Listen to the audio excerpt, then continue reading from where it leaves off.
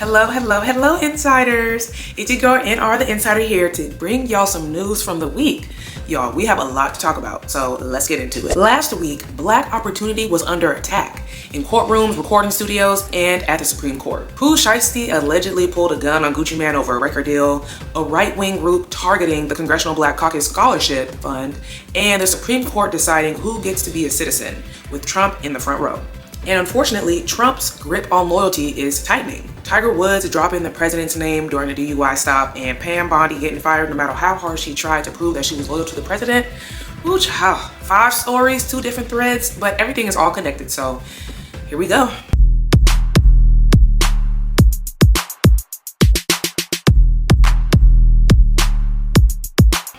The music industry was built to trap and exploit Black artists, and the situation with Gucci Mane and Pooh Shiesty, unfortunately, is just another example of this. The relationship between Black artists and record labels has been predatory since the beginning.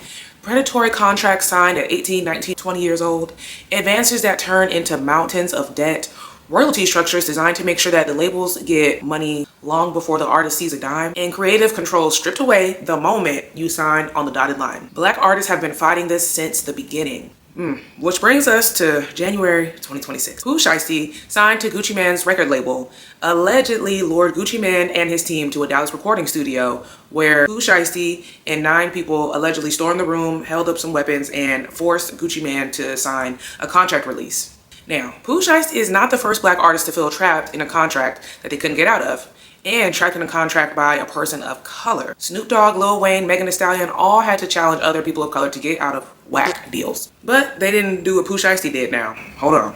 For emerging artists out there, know your worth, hire an attorney before you sign your name on the dotted line, okay? And if you can, build your own, protect your own, and whatever you do, don't become the thing that was designed to destroy you in the first place. And the Pooh Shiesty situation isn't the only story this week about Black people losing opportunities, because while we're talking about artists losing their futures to bad contracts and worse decisions, there's a group of people in a courtroom right now trying to take away the scholarships that were literally built to give Black students a future in the first place. On April 2nd, a group called the American Alliance for Equal Rights filed a federal lawsuit in Washington, D.C. targeting the Congressional Black Caucus Foundation Scholarship Program, y'all.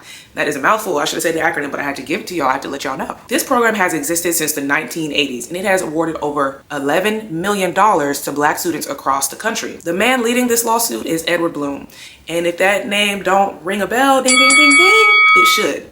Edward Bloom is the same legal strategist who spent years dismantling affirmative action in college admissions. He is the architect behind the Supreme Court case that ended race-conscious admissions at Harvard and UNC in 2023. This loser has made it his life's mission to use the court to strip away every legal tool Black Americans have built to level an uneven playing field, okay? Y'all, this is just the beginning. This is part of a coordinated legal movement to dismantle every race-conscious program in America. Scholarships, diversity initiatives, business programs, and now they're coming for the kids. This lawsuit is not about fairness. If it were about fairness, Edward Bloom would be suing the systems that created segregated schools, okay? He would be suing the policies that gutted federal education funding for Black students in the first place. And if we really want to get into it, he would be challenging the structures that made this scholarship necessary to begin with. But is he doing that? No. You know why? Y'all know why. Now y'all, if this lawsuit succeeds, it will set a precedent that any scholarship, fellowship, or program designed specifically to support Black students is unconstitutional.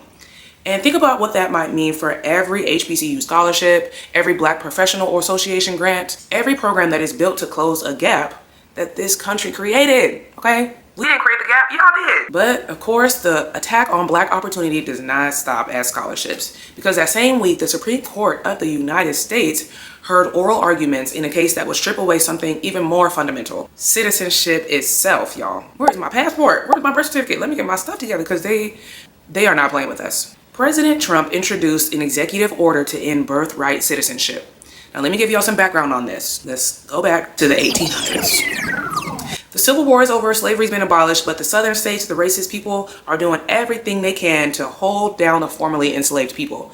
They don't even want to consider them human beings. They don't want them to vote. They don't want them to have any power as American citizens, even though they were born in the United States. So Congress passed the 14th Amendment, which says all persons born or naturalized in the United States are citizens of the United States. Now, like I said, fast forward to now we got President Trump in the White House, and he signed an executive order trying to get rid of that. Of course, the executive order was challenged, as it should be, because pretty much every executive order that Trump has signed has been challenged by somebody, a nonprofit, states. Everybody is challenging these ridiculous executive orders that Trump is introducing. Now, here's where it gets even more spooky. Trump showed up to the oral arguments, y'all. He was in the gallery. This was something that no sitting president has ever done. Now, think about what this looks like, okay?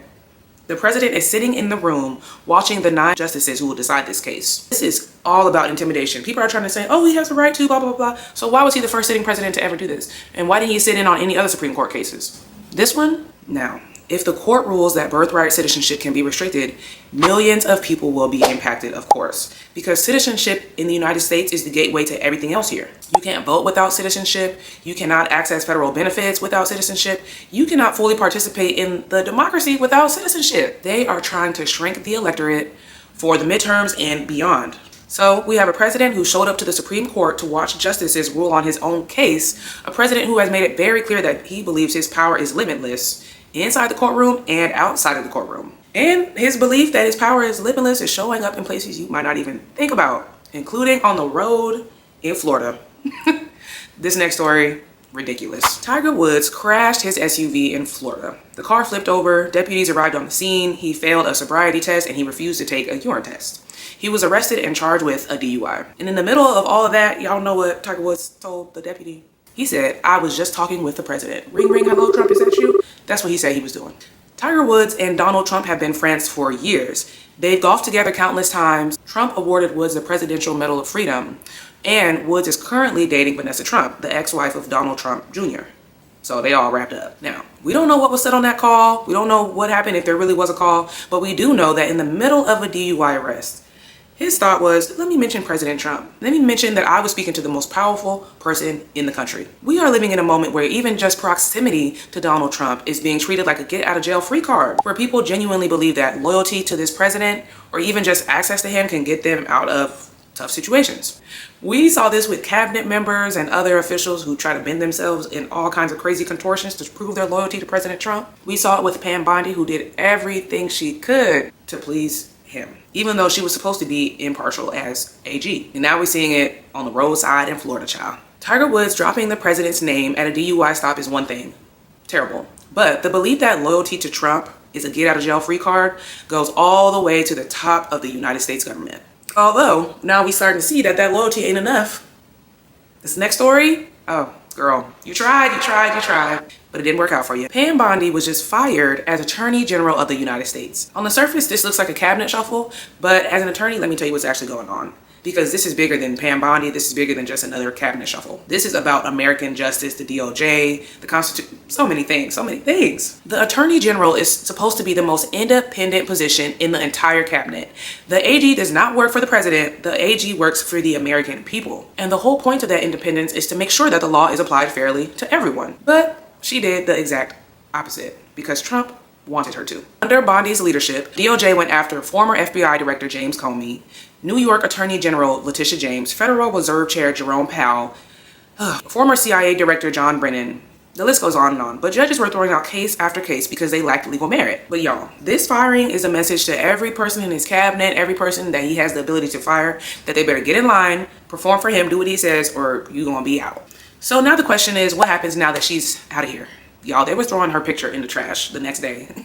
Like, yeah, I had to do all that. But anyway, so Trump's former personal criminal defense attorney, Todd Blanche, the man who spent years defending Trump in his criminal trials, is now the acting AG of the United States.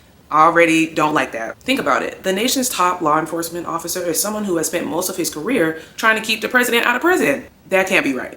And Trump is allegedly eyeing EPA Director Lee Zeldin as permanent replacement.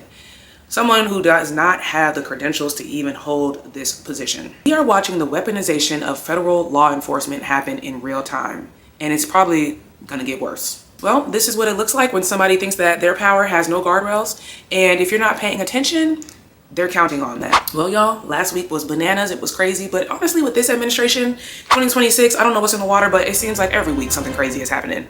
Thank you all for watching. Stay tuned and let me know what you think. Bye.